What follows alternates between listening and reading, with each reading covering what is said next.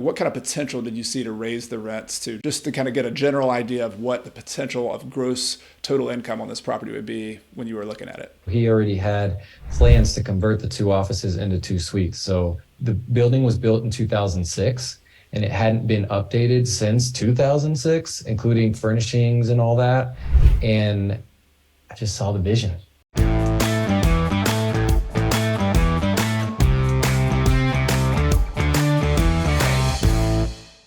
Welcome to the podcast, Real Estate Investing with Coach Carson. I'm your host, Chad Carson. You can also call me Coach, and this is a show to help you get out of the financial grind so you can do more of what matters. So today I'm coming back to you with another of our Deal Deep Dive series. And in this Deal Deep Dive, we're going to go into a short-term rental story with a friend of mine named Joe Jimenez.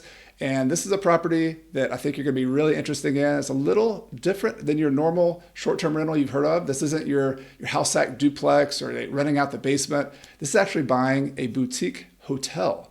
So an 8-unit small building in a great part of a town that we're going to tell you about.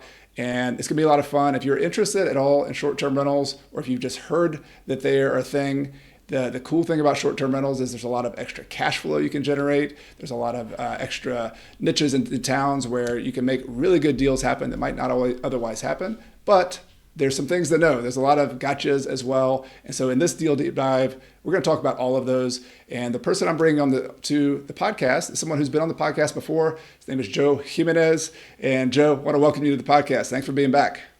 Thanks, Chad. It's an absolute pleasure. I love talking to you, and I'm excited for this conversation. Yeah, me too. And this is a fun one, not only because you and your wife, Katie, have done an amazing job on this project, which we're going to get into the details of it, but also this is one I have a personal interest in. I visited you last year in Montana, in Kalispell, Montana, where you and Katie live.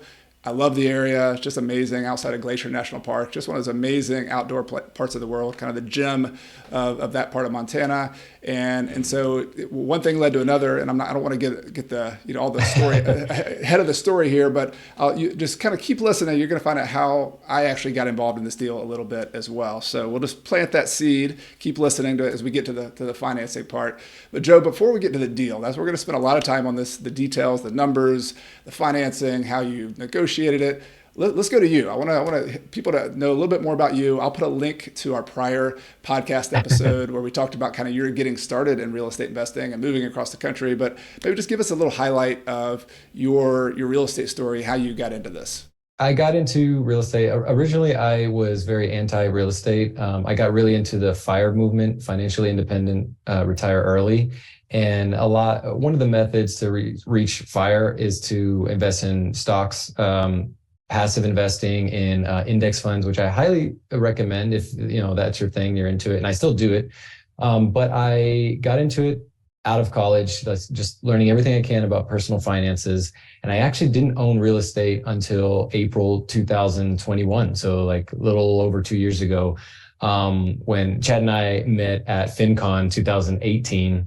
And, just like seeing just started listening to the podcast myself, and it's got really interested in it. Prior to that, my wife, Katie, and I lived in a RV for 7 years to save up. That was part of our strategies to reach FI. Our rent was $300 a month. If I had known about house hacking, I would have done that as my initial strategy right out the gate, but I didn't know. I was just trying to find the cheapest way I could live. So we lived in an RV and we saved up. We lived off of less than one income. We saved up a bunch of money.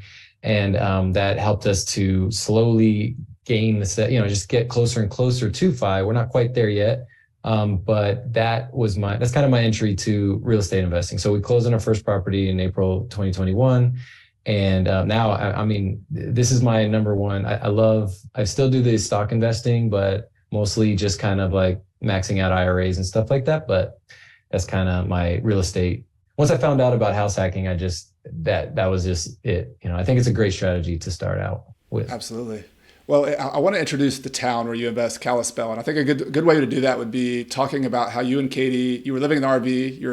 You're from Orlando, Florida originally, and you decided to just up and move across the country to Montana. Like, talk a little bit about that part of your story, and then maybe also just talk about what you like about the market that you're investing in, because that's one of the fundamentals. You of course, that I always try to teach people is that when you first start investing, you got to understand your farm market. You got to understand why it's a good place to invest, and then you can drill down into the details of like street by street level. But talk to me about Kalispell and how you and Katie became acquainted with it. What I like about the Kalispell market is it's a smaller market, but it has an international airport, which they're expanding. And when I was visiting here for my job, I could sense that there was a lot of development, there was a lot of improvement. We're 45 minutes from a national park. There is a ski resort town, Whitefish, Montana's popular ski town, just 20 minutes north of Kalispell, and then another ski resort 15 miles south of Kalispell. It's kind of, you have the largest freshwater lake of the Mississippi in Flathead Lake.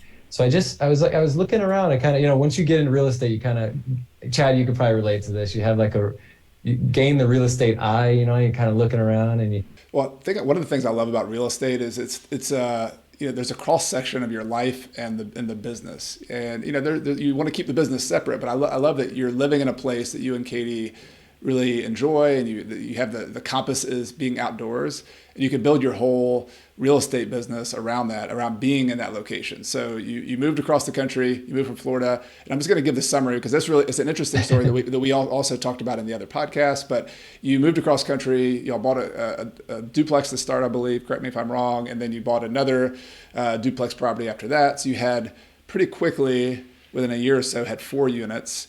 And could you just talk about, before we get it, I'm going to get into this 8-unit deal that you just bought, but just prior to this big kind of big leap you took, what was the financial situation like from those 4 units that you had already? Like what kind of cash flow, just roughly, were you financially independent, able to pay all your bills, or was it part of the way? I'm just for people to kind of get a sense of how far you'd come in that period of time. If anything, I probably quit my job a little too soon. So we weren't quite fully financially independent, although it might have appeared that way. But I will say, there's 2 parts of financial independence is, of course, having your expenses, lowering your daily expenditures. And ours were actually quite low. Katie and I had gotten used to living very frugally, right? Like we were living off of just somewhere around $30,000 a year. So I just want to say that our portfolio, we weren't living off of it yet. Most of it was in tax deferred retirement accounts, but we had financial runway. And that what that means is we were able to, if we could take off, I think at that point we had 12 years in our retirement accounts that we could pull from if we needed to in an emergency. But that allowed us, it gave us the freedom, the options to be able to try this, right? Like to go back to the properties, our first duplex that we bought, that one after expenses, vacancy, maintenance costs that we were setting aside, it was cash flowing roughly $500 a month. So pretty good for our first investment. We also were living in our motorhome at the time. So the cool thing about that, we were living in the alley of the property because we had tenants in place when we closed. So we were going to move into 1 unit. And it was going well, and I was like, "Hey, Katie, this is the cash flow." And we actually, it wasn't bad living in the alley. We would drive to the gas station and dump our storage tanks and fill up water, and then drive in the alley, park back. And it was a really fun time of our lives, and I'll always cherish those times. We purchased our second property, the one that Chad talked about, in January of the next year. So it wasn't even quite a full year because we purchased that first one as a investment property. And the way we got money for the down payment was we just saved up. We lived frugally. Once we made the down payments, we didn't have much money left, I will say. Like we took the risk. We did everything we could to get into these properties, because once we joined the acquisition phase or the builder phase, we knew that, we're young, we could take more risks. We have we have a more time horizon, so we could afford to, be aggressive, which is, I studied up, I took Chad's course, and I learned everything I could about this stuff. And so the first property, we were living in 1 unit and renting out the other. So it was a proper house hack. So we moved out of the motorhome at that time. So we rented that out as a short-term rental. We furnished it, and we lived in that for a year or so, slightly under. And then we rented it out, one as short-term rental. And then when we moved out, we started renting that one out as a short-term rental as well. So 2 units. And that one cash flowed about $2,000 a month. And with those two, that more or less covers our daily expenses. Yeah, and I love several parts of your story up to this point before you buy this bigger deal that we're going to get into. That one, you saved up money. It's not like you had, there are ways to get, like when I first started my business, I had to use a lot of leverage and partners and get started with zero money. But a lot of people, including you and Katie, you did it the normal way. You saved up money. This is the way wealth has been built for a long time. You save up the down payment. You buy a property, you put a traditional down payment, which, in your case, you're buying 400,000 plus properties, right? So you're putting pretty big down payments. You use up all your cash, which is a common thing that happens in real estate. Then you save up a little bit more, you go buy the next property. And so you used several tools that I just want to mention to people. You can go back and listen to other episodes and read about this, but you used house hacking, used conventional financing as an investor, which is great 30-year fixed financing. You locked that in.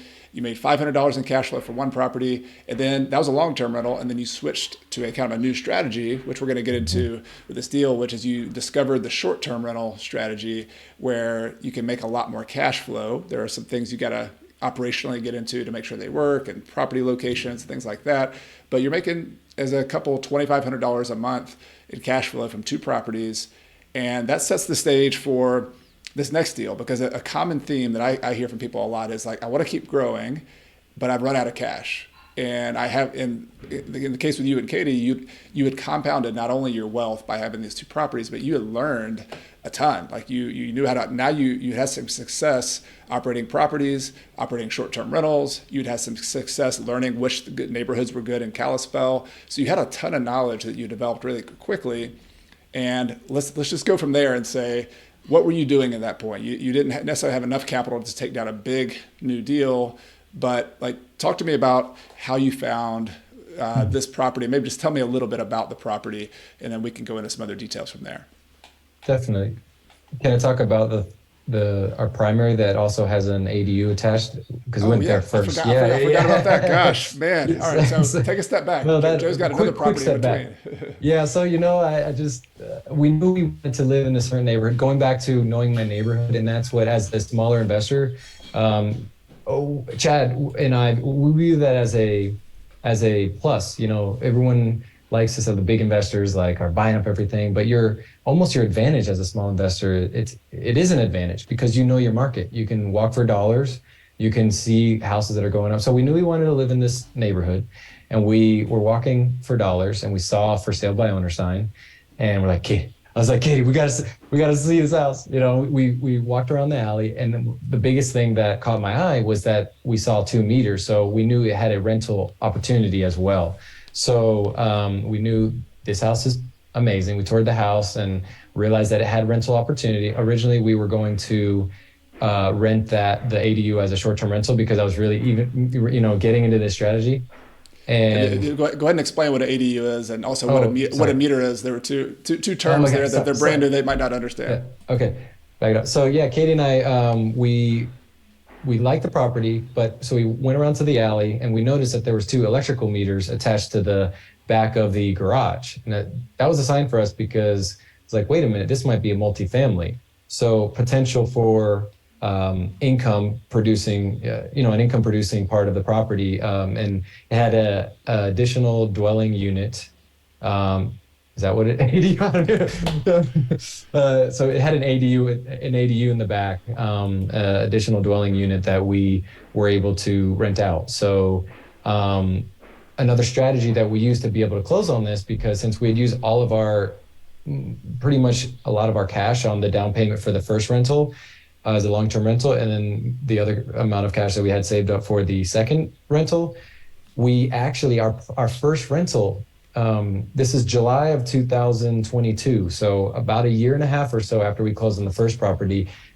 This is kind of luck. It was also the market. Remember, this is COVID years, right? So a lot of people were moving out of the big cities and coming to more rural areas like Kalispell, and these properties really appreciated. So we had so much appreciation and equity in our first rental that we were actually able to take a home equity line of credit out to help assist with the down payment on this third property that I'm living in now, that we also are house hacking because we rent out the ADU as a long-term rental. So that makes now at this point in our journey, we have the 2 units, the duplex on the first one, long-term rentals.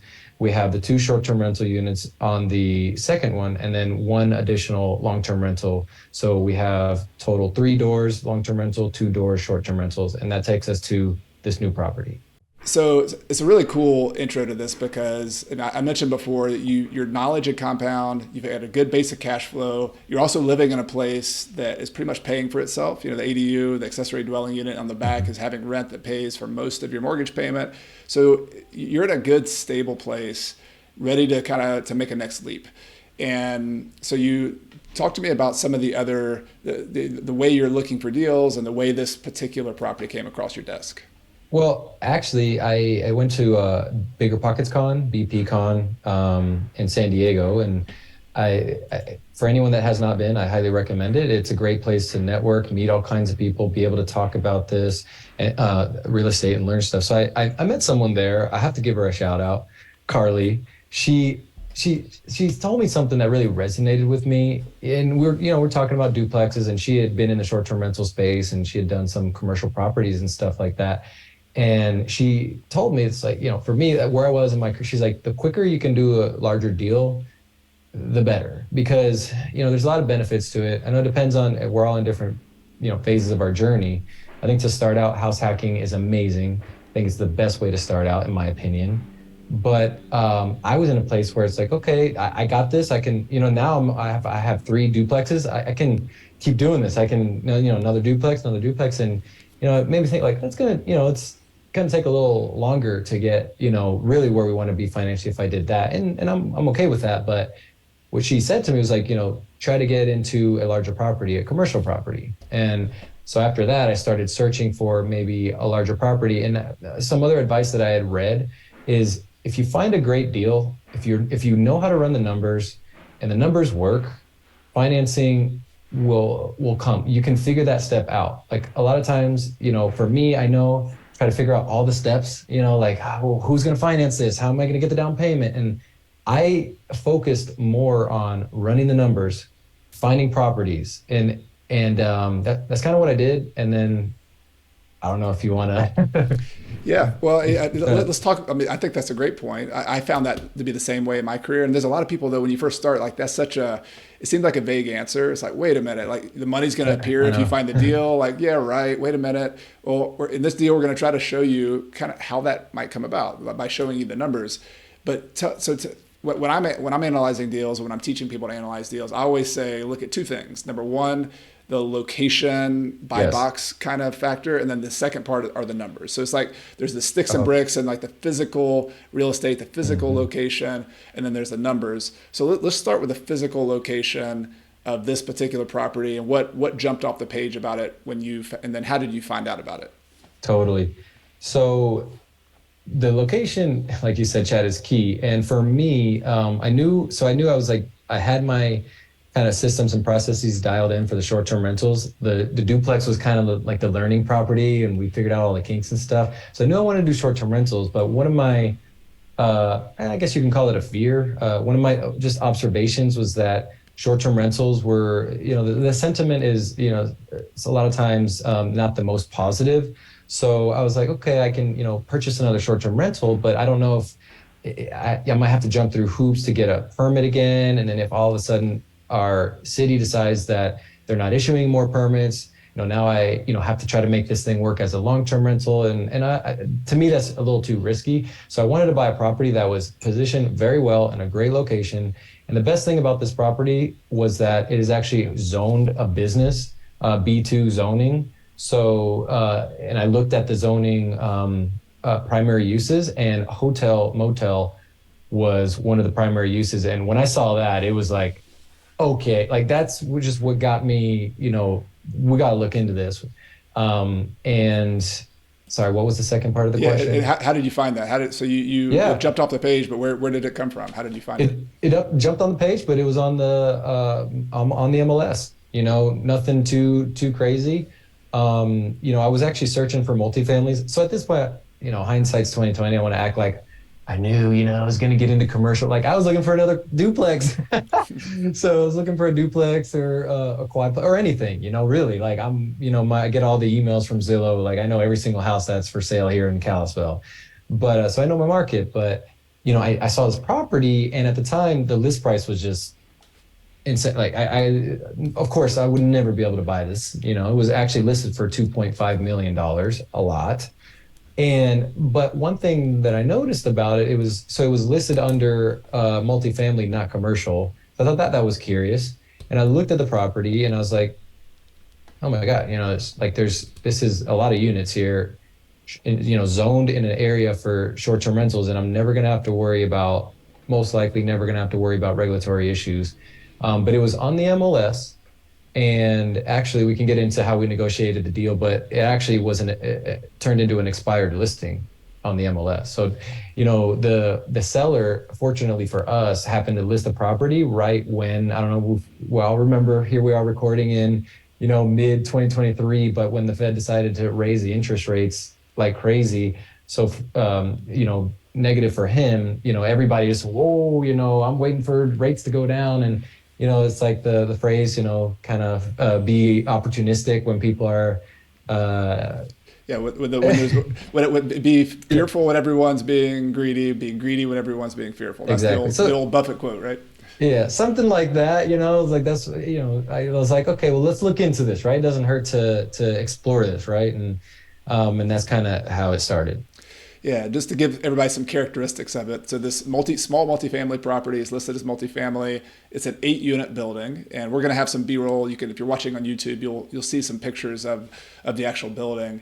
But the location, you noticed, I'm just going to kind of tick off some of the things. You always have to have criteria. Like, and I didn't invent this term, but I call it a buy box. If you have a buy box, it's kind of like you exclude some things outside of your buy box so that you can focus on the things inside your buy box. And what's so interesting about this deal for you is that you're looking for something in a commercial or a non-residential zoning. You're looking for a multi-unit property. You're looking for something in your location of Kalispell that's close. And would you say the epicenter of Kalispell is the downtown kind of core commercial district? Is that like, if you had to put a pin in the map and say, this is where you want to be and as close as you can to be that, is that because every town has different places that are the most attractive places to be. Totally. And yeah, I forgot to mention that, Chad. So basically the coolest thing about this property is, you look at a map of Kalispell and there's 2 highways that go through the, center of downtown. And this property is right at the center of that, a little bit off of that. So not on a busy street, a little bit off. It is a busy street, but the best thing about it is you can jump on either highway and go towards one way. You're going straight to Glacier National Park. One, turn left and you're going straight to Whitefish ski resort. Turn right and you're going to Flathead Lake. So the location was primo, I thought. And also what I liked about it is there's not a lot of lots available to build like this property in this area. So I knew that would be a kind of like an insurance that we had this property. The cost to rebuild something like this would be insane. Like in this location, there's not a lot of lots.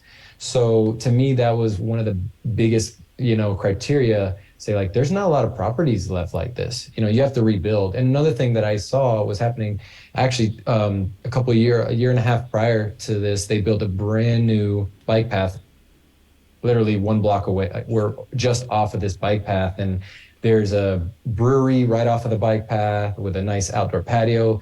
They're building a new, beautiful luxury kind of apartment place with a rooftop bar that's going to be really popular. And I saw the path of progress basically, and I knew that this location was going to be just beautiful for that. Love it. Yeah. And I'm a sucker for bike paths and walkability. Like that's my number one criteria, especially after living in Spain here. I've always loved walkability, but even more so I see how there are certain, not everybody, but there's a lot of people, especially millennials, a lot of people younger than that, and also baby boomers as they retire, love living in walkable places. So just to summarize, it checked a ton of boxes, right? Yeah, exactly. And I was going to, Chad, do you ever use the walkability website where you put an address in and then it tells you? So the walkability score for the property is 85, which is pretty good. It's not like amazing, but it's up there. And go 1 block and then you can jump on the bike path and then one more block and you're in the center of downtown where you have uh, two breweries, three cafes, sushi restaurant, all the boutique, the little boutique shops that have a bunch of Montana, trinkets and like really cool shops to like, basically local vendors and stuff like that. And it's awesome.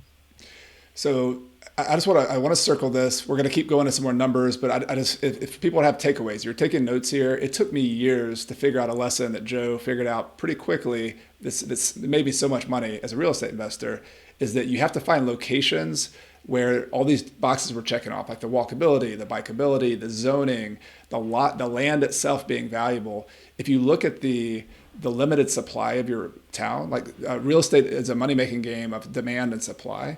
And there's artificial restraints on supply in a lot of places having to do with zoning, having to do with locations. And so Joe kind of hit upon a really cool little niche, which I also have found in my town of Clemson, South Carolina, where you pay attention to the zoning. So I'm just going to circle that. That's something you want to do your homework on. It's kind of going from a 101 level of real estate to a 201, 301. But for all those reasons, Joe's excited about it. It came across MLS. Everybody could have seen this deal. It's probably overpriced. Now that we kind of looking back, we see that. So it expired. It was listed with he is a real estate agent. The owner of the property was, but it expired. Nobody bought it during the time period. And so let's now go into your negotiation and the numbers. So it's listed at 2.5 million. How did you approach the seller? Like where did this conversation with the seller start?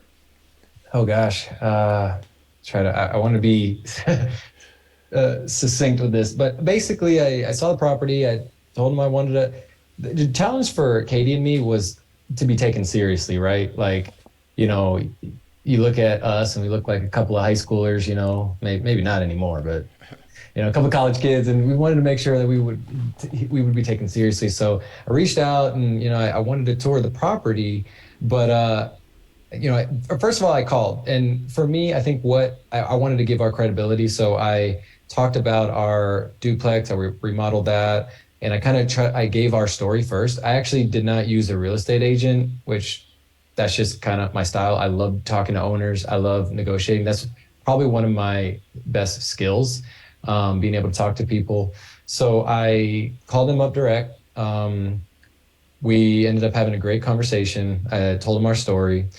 And, one of my goals was to close a property this year with seller financing, which is basically where instead of using a bank, the seller, basically they become the bank and you pay them principal and interest payments instead of the bank. And so fast forward, when we finally got to the making an offer, I actually pitched a offer, one of my offers, the main one that I wanted to give him, I was going to actually give him his full asking price. That's a negotiation strategy that we learn. And it's basically giving it, I was trying to give him his full asking price with terms that were favorable. He would still get his price, but we would have good financing terms, as in, a low interest rate. It would be fixed for long-term, kind of like your traditional, what banks do a lot of times, 30 years fixed. So that would be, a good hedge against inflation. And then that would also keep the monthly payment low. So I gave him 3 offers, one with his full asking with a low interest rate. The second offer was a little bit lower than his asking with a slightly higher interest rate and a little bit more, I'm looking at my offer right here actually, with a little bit more money down, that might be a little bit more desirable. And then I gave him a straight cash offer, which I was like, I'll find the cash, I'll figure it out. I was like, yeah, I'll knock on doors. But so we gave him the third offer, and it's kind of like a anchor, that kind of works that way, where he has his price and a low price, and then kind of sometimes you kind of fall somewhere in between. So that was kind of the strategy we used to close this property. I got excited, Chad, and I kind of went ahead. No, that's good. Well, if you're okay with it, Joe, like we're going to share all your numbers. Like I'll put either a link or a PDF of the actual offer, if you don't mind, just to show people what the numbers are. But so if people want to go find that, there's the show notes for this episode are in the podcast description or the YouTube. You'll be able to go to the show notes and there'll be a link to the actual offer document. But let's go over just verbally, Joe, just because I think the details are important. People love, this idea of three offers is something that when you took the class with me in creative financing and some of the other places, this is something I've done effectively over the years. And so you made these offers. Talk to me about just real rough numbers like price, down payment, and maybe the interest rate or something. Like what were the rough terms of your three offers? Okay, yeah, sure. So he had the property listed for, like we said, 2.5. The first offer was 2.4 with 360K down. And then the remaining to just over 2 million, 2,040,000 seller financing. And that was amortized over 30 years with a 2% interest rate. So the payment would have been somewhere around $7,500 a month for me. And that does not include, taxes and insurance. That's just his payment. So the second offer was 2,200, so slightly less, 440,000 down. And then we were going to seller finance about 1.75, 1.76. And then that was going to be 30 years, amortized over 30 years. And this one was kind of interesting. We also put in a 15-year call. And I'll explain that really quick. It's kind of, if people are familiar with balloon payments, basically a lot of banks, a lot of commercial properties, they put balloon payments on them. What that means is basically after a certain period, the remaining principal balance is due. And we like to minimize our risk here. So we didn't necessarily want to put a short-term balloon because all of a sudden you got to come with this money. There's investors that get in trouble because they're doing really well, they're cash flowing, they have all these loans, they're highly leveraged. And then a bank, it's unlikely, but it could happen. A bank, all of a sudden they call your note and then you got to come up with the rest of the money. I knew this was a pretty high purchase price. So if we had a balloon, it would be a little bit too tough. So we put a 15-year call, which means in 15 years, the seller could have the option to call the note. He could if he wanted to or not. And then at that point, we would have to pay him off. And what we would do to do that is probably refinance, actually go to a bank at this point. But at that point, we will have had 15 years worth of payments. So that principal would have been paid down a decent amount. So actually, we probably could have come up with the cash ourselves somehow to pay him off. So that minimized our risk right there. And then the last offer was just 1.6 straight cash money. Cash is king.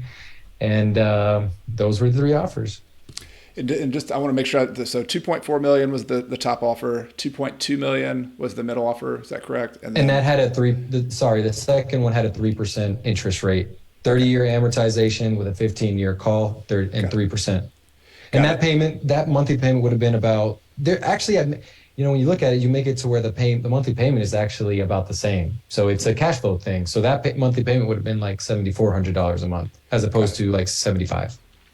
So I remember, we discussed this behind the scenes, and Joe was in in a class, and we've had a lot of conversations about this deal early on. But one of the things, like every deal you analyze, you have to ask yourself the most important question, because even if it's a great location, that doesn't mean the numbers are good enough to make it a good deal. So like the numbers have to work so you can make money on this deal. So if you're going to pay a premium price for a property in a premium location, the way you're making money on these top two offers was, hey, I think I'm paying about what the appraisal price is of the property at that time. That's kind of the guess. Therefore, we want to make cash flow. And so let's talk about the rent on the property, because that's sort of part of this equation that for you to have the confidence to make this offer was, let's talk about the two different scenarios. He had this property rented as a short-term rental even at the time. Is that correct? Well, yes and no. He had it rented as what he liked to call an extended stay, which in today's terminology, you might have heard the term midterm rentals or MTRs. So that's kind of how we ran it. However, I found out through talking to him direct that it was paid off, and so because of that, he wasn't quite as motivated to rent it out, right? So looking at his numbers, they didn't look that impressive. But I knew, just because I'm very intimate with my market, I know, based on the duplex and based on just being very, just knowing my market, I knew that we could do way better than his numbers. Also, during the tour, this is very important. during our first initial site visit, Katie and I realized so he had 6 existing suites and 2 office suites. That's how we purchased it. But I knew the value add would be converting those 2 existing offices into 2 more suites. And that was so, and then the other thing we found out through the walkthrough was that one of the 6 existing suites, he was kind of spending half of his time in Arizona and half of his time in Montana. So when he was living in Montana, he personally was using one of those suites. We noticed because he had his personal items in there, and we kind of realized, hey, and then I realized he wasn't renting one of the 6. So really he only had 5 suites that were income producing. And then his office was one of the offices. He was an agent, so he used that. So that was 0 income there, 0 income in his one of his suites that he was staying in. And the other office was a long-term tenant that he didn't really do much with, and it was a tiny office that he rented out for well under market rates that he could have charged a lot more for. He just kind of was a set it and forget it kind of guy. And so we knew basically 3 suites we could highly increase the revenue based on converting those 2 offices and then making his office an actual rental, and also remodeling the cost, remodeling the. No, great. Now, didn't mean to interrupt you. I'm going to be the color commentator, like the person who's watching the Super Bowl, and I'm like the old John Madden guy. That's like, now what? Look at this play. I'm going to watch a replay of this. I'm going to replay. Like the first thing I talked about that was just really important was the location and how valuable certain locations in town could be compared to others. I want to highlight like the second part, like the best deals I've ever done, and this one with Joe, is finding some sort of angle to add value to the property, something you can change about the property that makes it better than what's existing right there. And so what Joe's hitting on, I just want to highlight for everybody, is if with a multi-unit property, a commercial property, if you can find a place where the rents are either they're renting them below what the current market value is, or they're not using it as much as they could, or you could change the use. In this case, he had midterm rentals, and maybe you could use some of the short-term rentals. He had offices that maybe you could use as residential. So all of those are really important, because this could be a little complicated. If you've only done smaller residential deals, there's a lot of moving parts here. But summarize for me, Joe, because I want to give everybody kind of like the big picture of the numbers. Like, do you remember, just roughly speaking, what kind of rent he was bringing in from given all that you just explained? Like, how much rent was he bringing in before you bought the property? Before we bought the property, roughly $100,000 a year. Okay. I mean, that's about that, probably a little less than that. Okay, so $120,000 a year would be $10,000 a month. So we're talking like, what's that, 8,000 a month, 9,000 a month, somewhere in there. 9,000 times 10 is 90, or yeah, so 8,500, between $8,000 and $9,000 per month gross income between those eight units. And here's where having confidence in your numbers matters, right? Because he's making an offer to the seller that to pay him his price, and which nobody's bought it at that price yet, right? So you've got to get something really good in exchange to pay a higher price. You also had to know something to think I could rent it for more than $9,000 to $10,000 a month, because your payment would be $7,000 to $8,000, $7,000, $7,500 a month on your owner financing. So what did you see in the property? Like, what kind of potential did you see to raise the rents to, just roughly? We'll get into some more of the kind of actual nightly room rates and things like that, but just to kind of get a general idea of what the potential of gross total income on this property would be when you were looking at it. Yes. Well, I want to say that one of the quickest things I noticed that came with the sale is also he already had plans to convert the 2 offices into 2 suites. So I knew that plan was in place. I saw that the building was built in 2006, and it hadn't been updated since 2006, including furnishings and all that. And I just saw the vision. It's hard to really, it's like it's an art and a science, but I knew, like, what I loved about the property is that it had high ceilings, it had vaulted ceilings, the location was key, it had all of the foundation there. It was a newer property with a metal roof, low maintenance. I realized that even talking to him, he was using a lot of, so with the income you could reduce expenses or increase income, so a lot of the operational things that I could do, I knew that I could boost the rents based on, he wasn't using much technology. He would be like manually checking rates, with the comps. And so we knew that we could boost these numbers up with some tweaking, and I already had the experience with the duplex. So I was looking at confidently being able to do like 300 to 400 after the renovation. And another, regarding that, another cool thing that we were able to do was with our financing, which I think we'll get into that, Chad. We were able to roll the renovation costs into the loan, which was very cool. Finance the renovation costs and also the cost to refurnish the place. Yeah, but so I definitely want to go there in a second. But like taking a step back, like 300 to 400,000 per year gross income. So we had 100,000 is what he's generating right now. You're thinking maybe I can get up to 300,000. That's gross. Yeah, 300,000. And so we're going to get into the expenses, but like maybe doubling or tripling the amount of income based Pretty on much. using a different type of rental, based on converting the units. So that's to me, that's the crux of the numbers, like that value add. There's a lot of things you got to do to get that. Like that's the entrepreneurship of it. But the vision you talked about, I can make these things beautiful. They're in a great location. I could probably get a premium price. So all of that kind of came into play in order for you to confidently make an offer that says, I think I could generate a lot more revenue. Therefore, let me make this offer to the seller. Correct. Yeah. Sorry. Yeah, give your commentary. That's kind of my color commentary that if somebody's just starting, like there's a lot of things you had in your head, you and Katie had that knowledge of the duplex you had bought, the short-term rentals, the operations, like all of that. When I said compounding of knowledge, like you brought all of that to this deal that helped you then make this confident offer. You still don't have the money set up yet, but seller financing is one way to do it. Going to a bank's another way. So we'll talk about that. But the crux of this deal is that your ability to buy a good property in a good location that has interesting zoning that allows you to do short-term rentals, that has under rented resources that you can then change things to rent it for more. Definitely. So go for it, wherever you want to go from there. I just appreciate you letting me comment on it. No, I'm just excited. Sorry, Chad. I just don't mean to interrupt or anything, but so much I want to say to help give value to the listeners.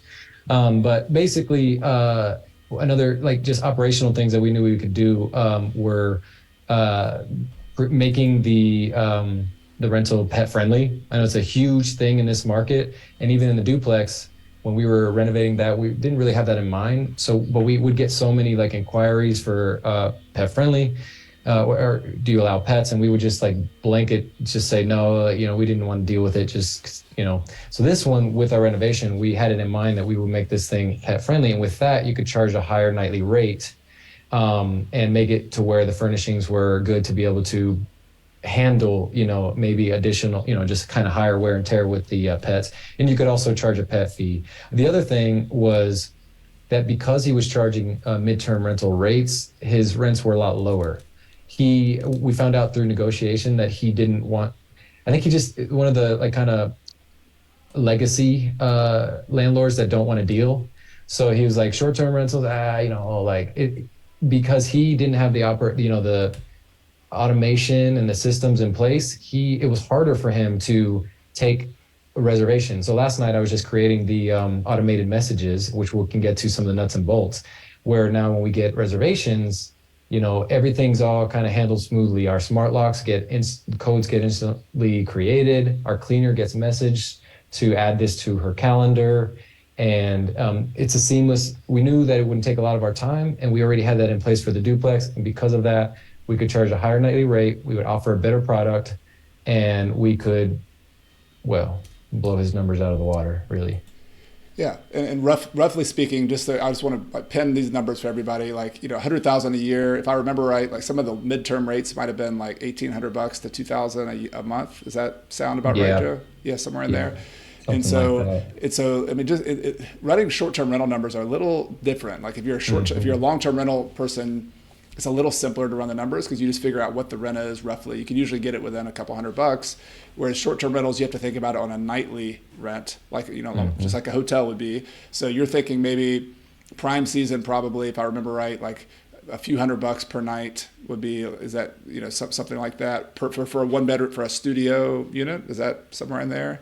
And then maybe off season less than that. But if you just did rough numbers, like 300 times 10 is 3,000 times for 30 days. That's like you're talking like nine to 10,000 per month in the prime season for a rental compared to, a couple $1,000 a month. Now, it's not always going to work that way because you have vacancy and it's not always full, but Exactly.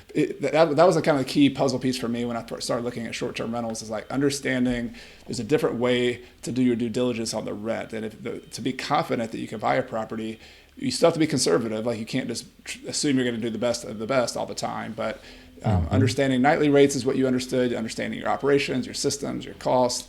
And so we're going to come back to that, Joe, but let's like go to you bought this property, so you're still negotiating at this point. We've got a lot to talk about. We're going to have to wrap it up so everybody can listen to this. But he ultimately rejected your offer, right? He didn't accept your offer, or he can't. Tell us what happened, and then let's fast forward a little bit to how you actually ultimately kind of came to a purchase price.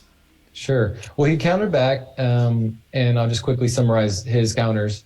He countered with a $2,000 purchase price, with a $1.6 million in cash, and then seller financing $400,000 was his first offer. So $2 million purchase price. Gotcha. Yes, still. So and then his terms were a 15-year amortized, the seller financing portion, the $400,000, and then with a 3% interest rate.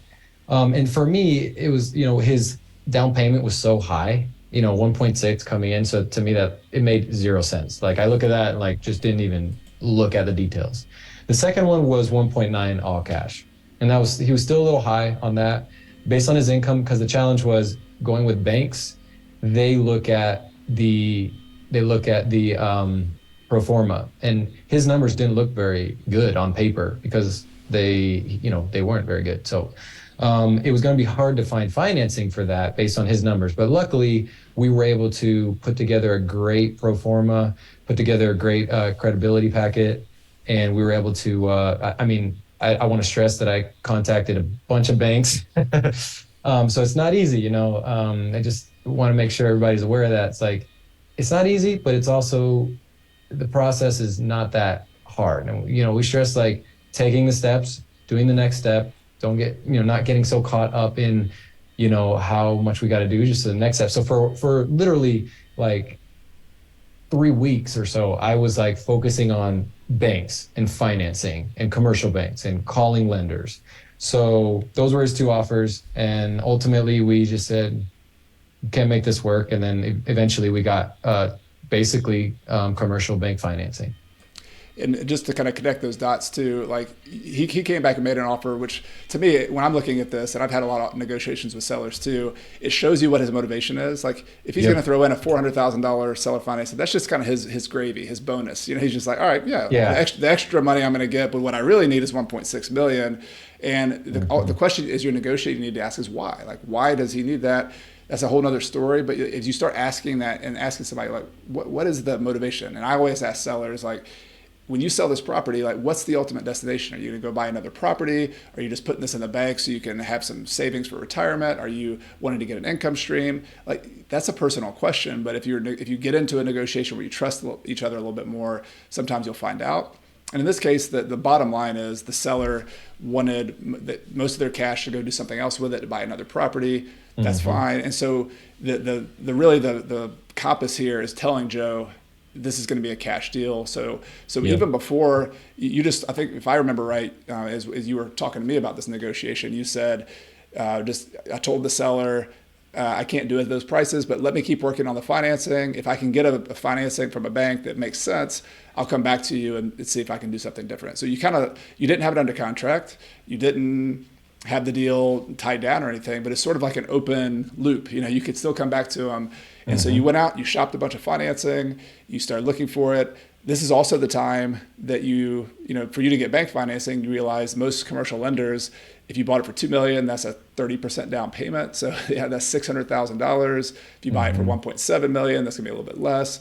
So you also had to start thinking about the down payment side of things, which you didn't have enough capital to do that on your own. So that's actually where I came into the conversation. So I had told, this isn't something I've done a ton of, but this is something I'm doing a little bit with a couple people I know really well, where if, I planted the seed on my end, hey, Joe, we're not actively operating we want to spend more money on more deals, that we would invest with somebody like you who could operate the deal, and maybe we could figure out a way to partner on it somehow.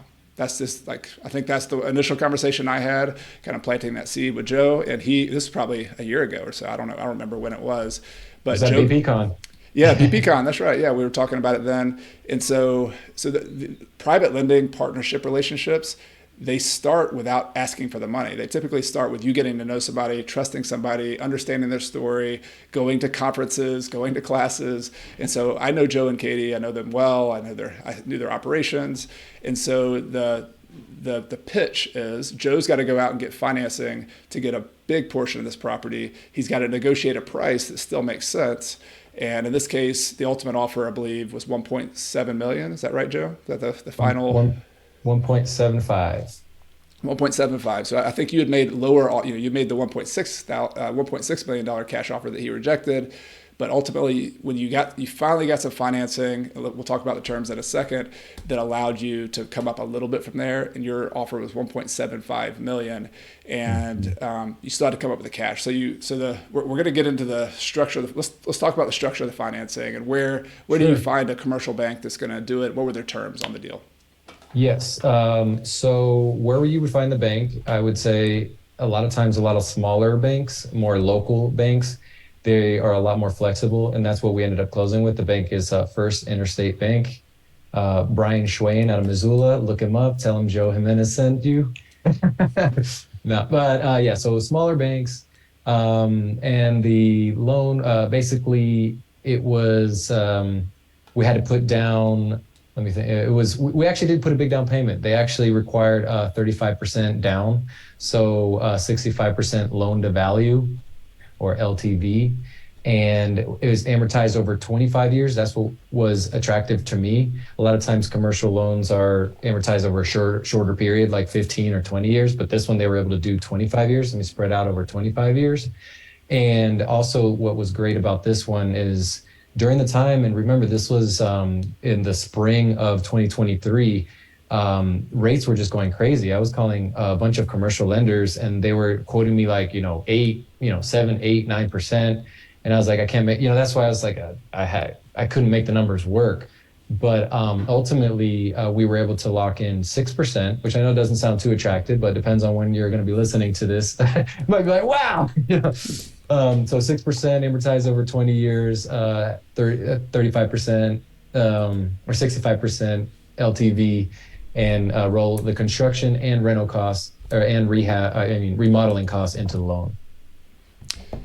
Pretty good terms, I think. I mean, yeah. The other thing is, I started talking to Joe about this deal, and if you've listened to this show for a while, I'm pretty conservative with debt. Like, it's been one of the, even early on, listening to the Dave Ramsey story early in my career. I had friends in 2008 who had banks call their loans due during the Great Recession. So you got to be super careful with debt.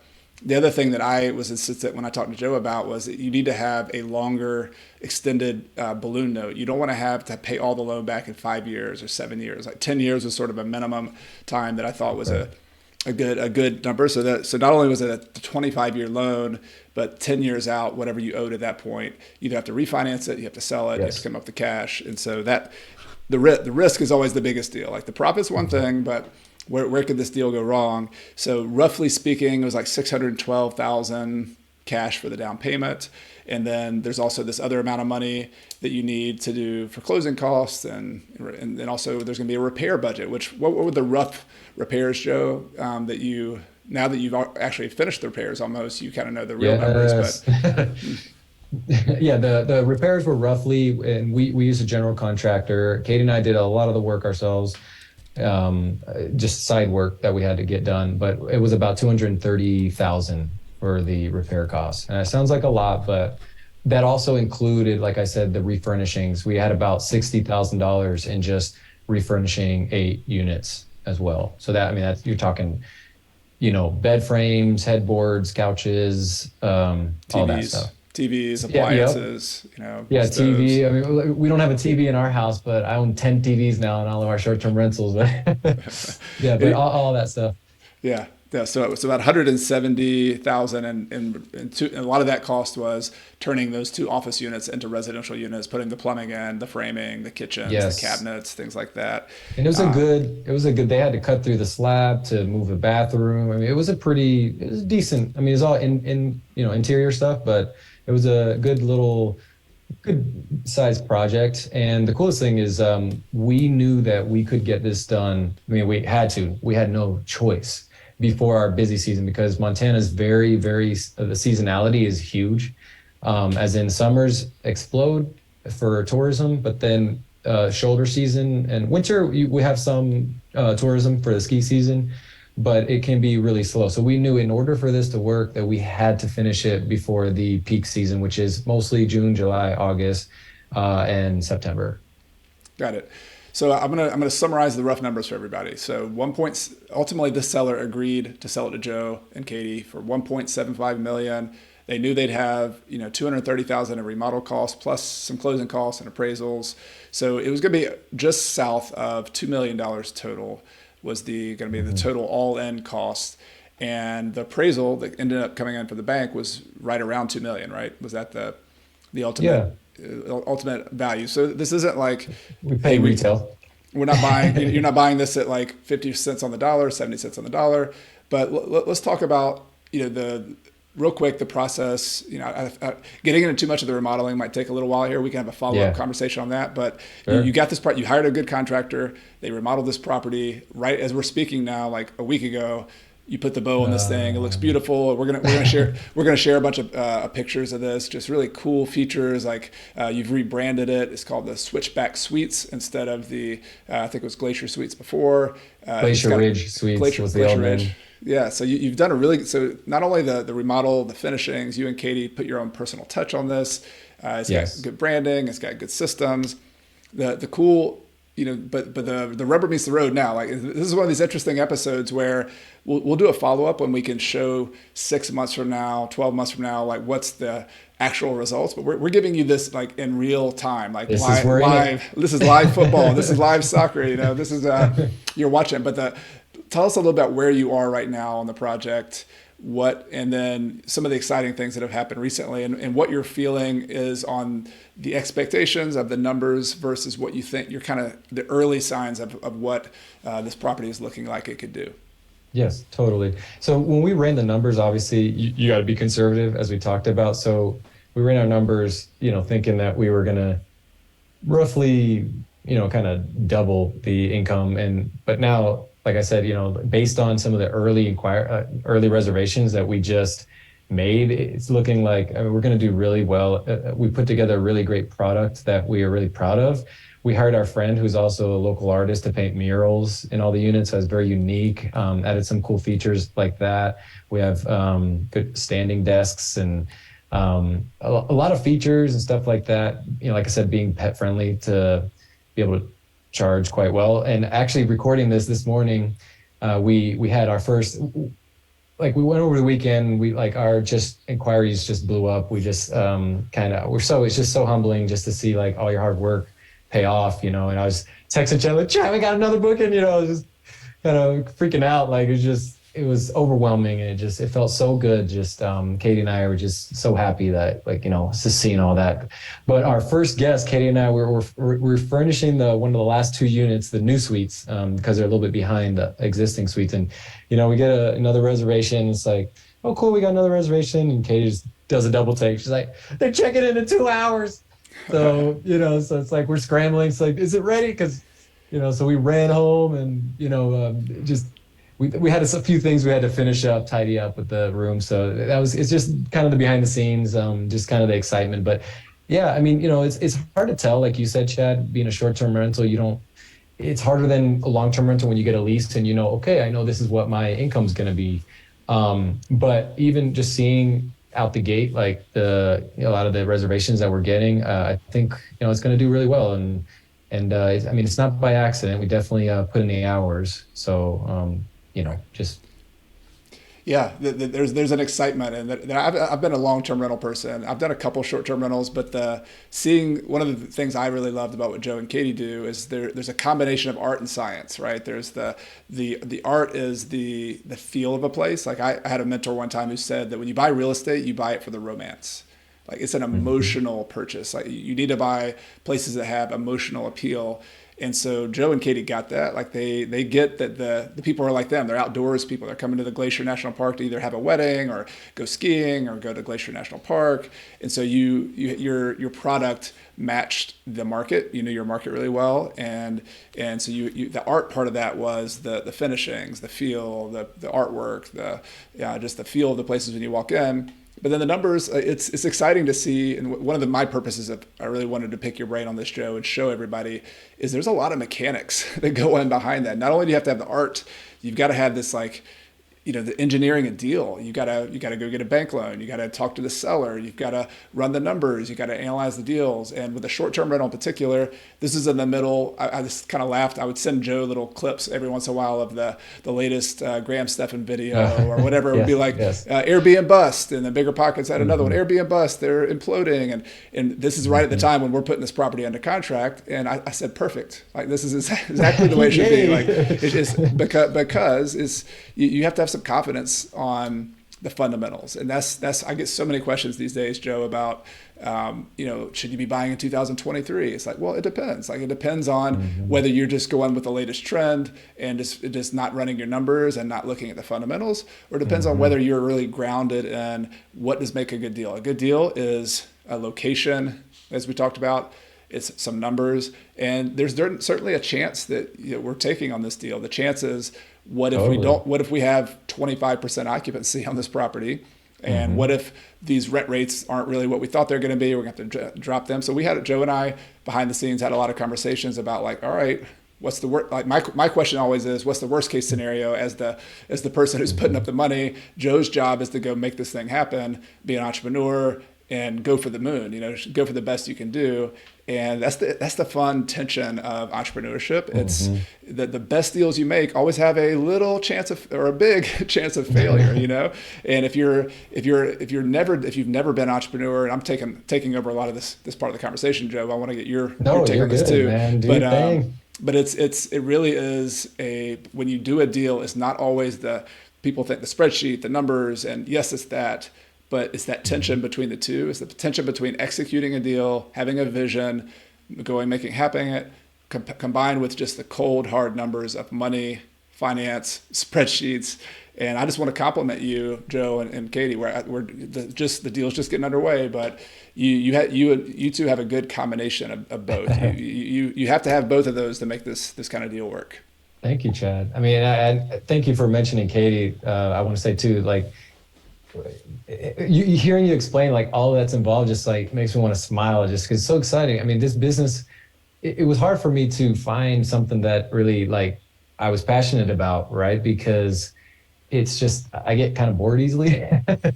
And real estate is fun, and that goes to like some of the advice I wanted to give, is fall in love with the process, right? Like, it's cool to now we're seeing the fruits of our labor, if you want to say that, but it's like, a lot of times we don't highlight like all of everything that went into it, right? And just being, being at the property on a Friday night until, midnight assembling dressers. Katie and I ordering DoorDash and on Cinco de Mayo and just drinking Coronas and DoorDashing burritos just so we can like act like we're still, but it speaks to falling in love with the process. And I just want to say that if you can't do that, this business is going to be a little challenging. If I can be a little bit tough love, it's like that's why I think I'm kind of a stubborn kind of like, I won't stop. Like if I have my vision on something, it excites me. I'm passionate, if you can't tell. And I'll put in the work, and Katie as well. And that's why I want to say, like, just as long as you can fall in love with the process. And I mean, sometimes, sure, it's not the most romantic, like you're sitting there, hauling couches down flights of stairs, to sell it on Facebook Marketplace. And it's if you can fall in love with the process, it's going to be, it's not going to say that everything's going to be fun, or easy, but it's just going to be that much more rewarding. In my humble opinion, I think you will do really well in this business. And find yourself a partner that supports you and is going to, kind of not be scared to roll up their sleeves and put in some work, because it's a lot of work, but it's very rewarding. Absolutely. Well said. And I want to, there's so many details we can talk about here, and we'll do a follow-up 100%. I want to wrap this up I want to bring it back to your story too, and the relevance of doing a big deal like this. So, I'm confident that this is going to work out well. When we pencil the numbers, just to give people a rough idea, as it was, I think roughly, Joe, correct me if I'm wrong, like $10,000 per month, kind of net money was the, after we paid expenses. Bare bones, yeah. With that, if we were to double the gross rent of the property from 100,000 to 200,000, I think that was our kind of rough estimate. I think we were like 20,000 a month, so maybe 240,000 a year. We're going to a little bit more than double was what we conservatively thought we could do. Then it was going to be, after all the the utilities and the taxes, the insurance, the maintenance, the CapEx, it was going to be about a $10,000 per month.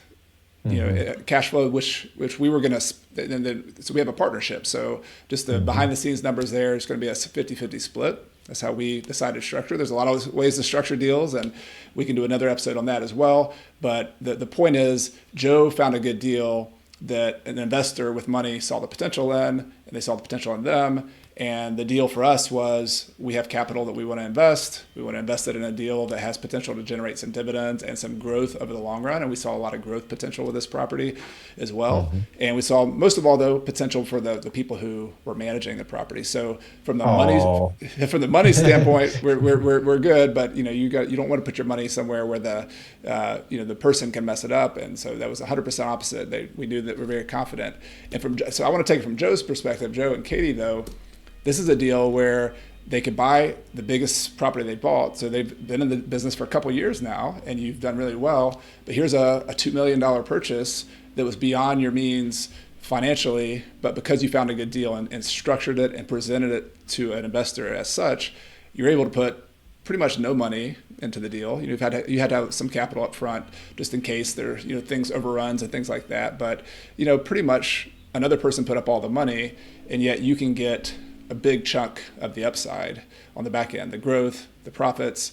So I don't know, just maybe talk about that, Joe. Talk about that, your personal side of this, because this is the kind of deal that once you do the deal, it could be you've hit your financial independence number. Yeah. So just talk about your perspective on that. Oh man, I want to try to keep it brief because I have so much I could say about this. First of all, again, Chad, thank you for the nice words. We feel the same about you. And I tell Katie all the time, we have, a great partner in Chad. And what I love about this is, to give a little bit more details, is the best thing for me, I struggle with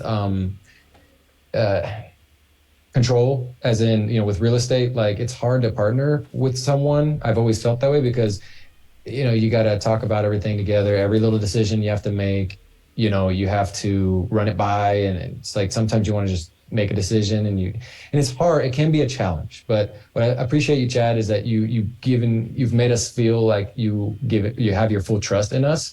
That you're confident in us, and with that confidence, that gives me the confidence that I need to do what I do. And for us, that meant a lot to me, and it meant a lot that I knew that another aspect of, so full disclosure, this is my first partnership as well. Like, I've only ever purchased properties. Katie and me have only ever purchased properties ourselves. So I'm not going to lie and say that it wasn't like, very intimidating. I'm like, wow, it's one thing to like lose, worst case scenario, lose your money. But like, if you're working with somebody else's money, right? So just to kind of be a little bit transparent and vulnerable, it's like it applies some additional pressure that I never experienced yet. But I try to channel that in a way that, like, okay, use that the pressure productively to perform. I know this, it's like, for me, it was just constantly, I know this business. It was taking what we learned in the duplex and just multiplying it by 4. basically. Like, we had the systems, it's the same thing, just slightly bigger. And then again, I just want to compliment you, Chad, just like giving us that confidence that we needed, because sometimes I don't always give it to myself. That meant a lot. And so I guess that's the main thing I will say about that. I think that's so real, and I think it's really cool, Joe, to hear, because there's a ton of different ways to structure deals. Every single deal, though, has to have the deal that's good and has to have the money. Like those two things go together, and the puzzle pieces just fit in different ways. I would just ask, like, this is a deal that's in process. I have my feeling is, after doing a lot of deals in the past, this is the one that's he's gonna have his roller coasters here and there, but the tendency is gonna be up, and it's probably gonna hit our cash flow numbers or better. And if it does, like, I guess just to give people kind of like the long-term perspective as we wrap up here, like, if you can generate cash flow that exceeds your needs on this deal, plus you have your other deals, like, I guess just talk about that, because you've been on a longer journey, but just even your real estate journey has been 2 or 3 years here. What that would feel like to be able to have, Yes. how many properties is that? Relatively small number of properties that hit your number, and you're technically, financially independent. Correct. Yeah. Thank you, Chad, for mentioning that. I forgot about that. But basically, so Chad is working on a book that's going to be released shortly after this podcast is out. And it's called The Small and Mighty Investor. And truly that message resonated with me as an investor. Like, so I started with, minimalism. I started with hiking the Appalachian Trail with a backpack, with only everything on my back. And this message of like not needing to go big, like scale, hamster wheel, the FIRE movement. The more I, becoming more self-aware and realizing why these messages resonate with me, it was just the freedom, the autonomy. I love to travel.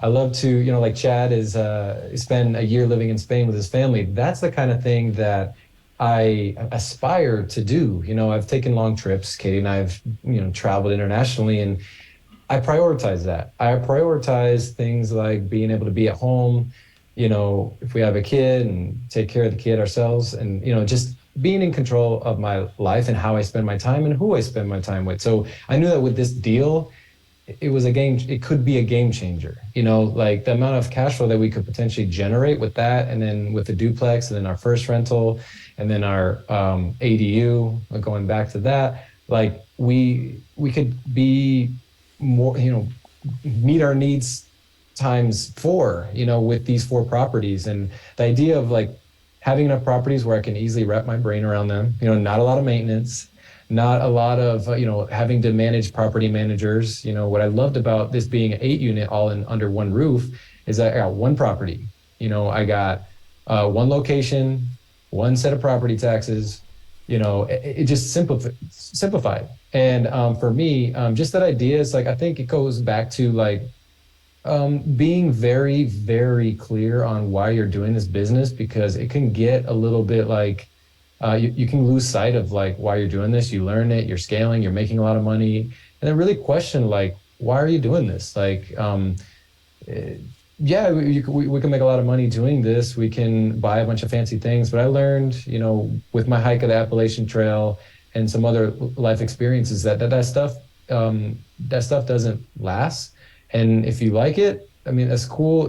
Everybody has their own motivations and their own life, but, great book that I would highly recommend, called Your Money or Your Life, talks about that. And it talks about, we'll have limited hours that we spend, and it's just to be very intentional about it. And if you don't think twice, everything you purchase, just really think about it, because, that's hours, you're going to be trading your time for dollars. So for me, it was all about getting the amount of cash flow with as few properties as I could to simplify it, so I could travel the world, live in Spain with Chad. We could hang out and play football over there, and take slow travel. And I mean, that's what I value. My message is, find out what you value, and then, people always say work backwards, but it's true. Figure out your motivations, figure out why you're doing this, and then, it's easier to figure out what you need to accomplish that. And for us, I realized, Like if we can get this right, we could pour everything into it. I knew a lot of the work we did was unsustainable, going back to the deal, Chad, and why we wanted to do this. It's like, I can, we can bust our butts, grind, put in like a bunch of active work to, convert that into more passive income. Not fully passive. There's still work, there's still systems in the background, there's still managing our cleaning team. But I knew that with this one property, we could accomplish that, which basically is just, being able to do what we want. I went on a bike ride on Tuesday, like at 10 a.m., going skiing, Wednesday in the middle of the day when nobody's there. Like, to me, that's real wealth. It's not material stuff for me. It's being able to do whatever I want with my time, with who I want. And this property could get us there. That's why I did the deal. Beautifully said, Joe. And I think the story is inspiring. I think the fact that you're living on intentionally, you're living in the place you want to live, the fact that this deal can put you over the hump cash flow wise. And also, I love that you mentioned the time as well, that this is something you invest a lot of time up front. It's like a down payment of time. But then on the back end, having systems, having management, you can do some things that this could be a very part-time business. And so that's what I see coming for you and Katie. And I'm just excited to see the inside story. This will be, for everybody listening, this is a pretty detailed episode in and of itself, but to be continued. Like we'll have a follow-up episode on this. And I just want to, as we wrap up here, I want to say congrats to Joe and Katie. And thank you all of you for listening. We'll have details on this, so including some of the numbers we talked about. Joe has written out some of the details. We'll have like a written answers to a lot of these questions. We'll have the PDF of like the offer he made, some of the other numbers, some pictures of the property. You'll definitely want to see those as well, just so you can see behind the scenes. You can re-listen to this. You can watch it. And then we'll if I can get Joe when he's not skiing on the mountain or out hiking a 10,000 foot peak somewhere, I'll get him back on the podcast later this year, and we can do a little summary. So Joe, thank you for being here. This is awesome. I've enjoyed talking to you, and look forward to talking to you again soon. Thank you so much, Chad. It was an absolute pleasure. Great. I enjoyed it as well. See you soon.